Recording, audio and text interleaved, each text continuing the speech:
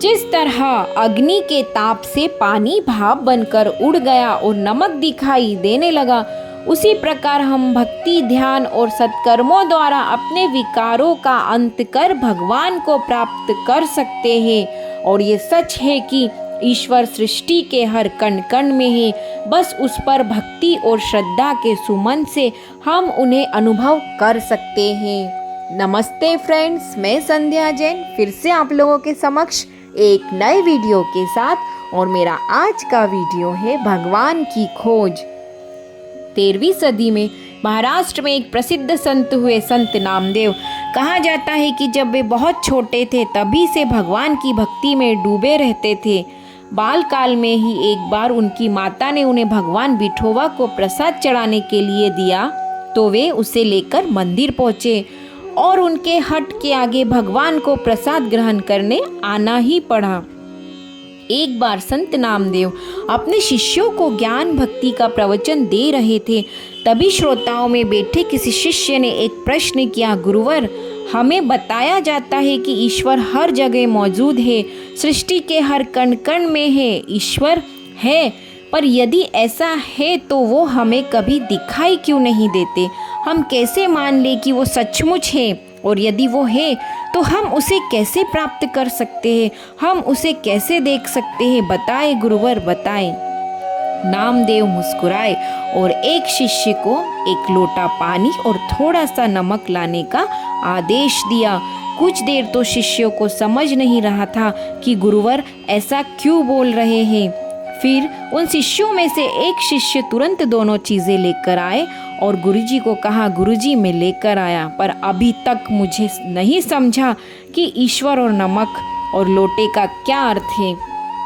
साथ ही एक दूसरे शिष्य ने कहा, भला इन चीज़ों का प्रश्न से क्या संबंध है? तभी संत नामदेव ने पुनः उस शिष्य से कहा, पुत्र तुम नमक को लोटे में डालकर मिला दो। फिर शिष्य ने ठीक वैसा ही किया, पर फिर भी सारे शिष्यों के मन में वही प्रश्न था कि लोटे और नमक का भगवान से क्या संबंध है। संत बोले, क्या इस पानी में किसी को नमक दिखाई दे रहा है? सबने नहीं में सिर हिला दिया।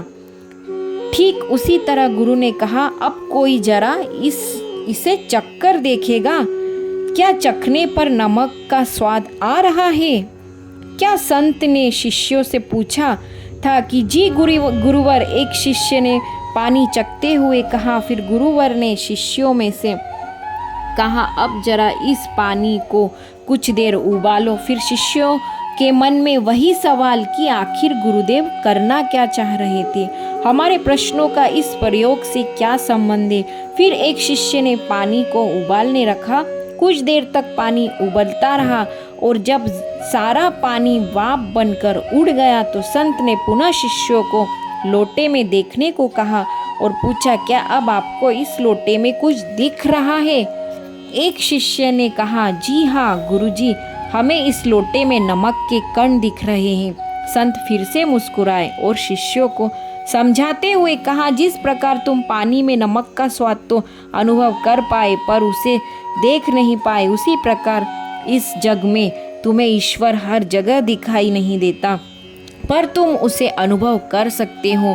और जिस तरह अग्नि के ताप से पानी वाप बनकर उड़ गया और नमक दिखाई देने लगा, उसी प्रकार भक्ति, ध्यान और सत्कर्मों द्वारा अपने विकारों का अंत कर भगवान को प्राप्त कर सकते हो। और ये सच है कि ईश्वर सृष्टि के हर कण कण में है, बस उस पर भक्ति और श्रद्धा के सुमन से हम उन्हें अनुभव कर सकते हैं।